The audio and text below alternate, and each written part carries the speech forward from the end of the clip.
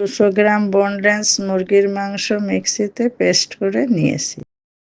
এর মধ্যে 1 চামচ পরিমাণ হলুদ গুঁড়ো দিয়েছি, 1 চামচ পরিমাণ লঙ্কার গুঁড়ো দিয়েছি, 1 চামচ জিরার গুঁড়ো দিয়েছি,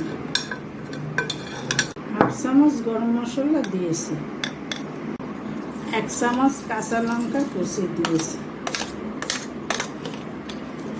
2 কোয়া রসুন কুচি দিয়েছি, 1 টুকরা আদা কুচি দিয়েছি,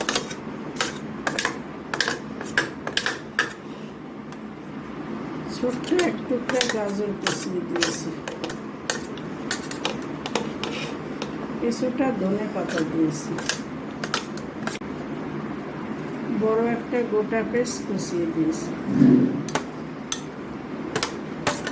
1 চামচ লবণ দিয়েছি, 1 চামচ বাদাম তেল পেস্ট দিয়ে দিয়েছি, একটা ডিম ফাটিয়ে দিয়ে দিয়েছি।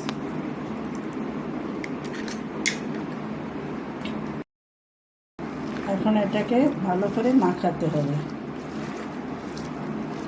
হাতে একটু তেল মাখিয়ে নিতে হবে যাতে লেগে না পড়ে।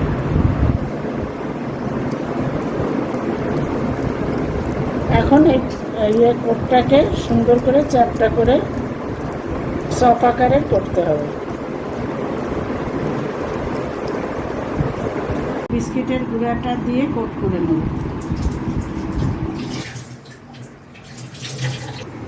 কোট করার জন্য 2টো ডিম ফেটিয়ে নিয়েছি। এখন ফ্রাই প্যানে বেশ খানিকটা তেল দিয়ে দিচ্ছি। এখন এই কাবাবগুলিকে ডিমের কোট করে ফ্রাই প্যানে দিয়ে দেবো।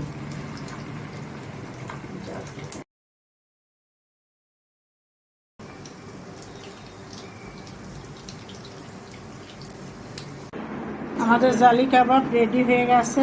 দেখুন ভেতরটা কত সুন্দর মুসমুসে খাস্তা হয়েছে।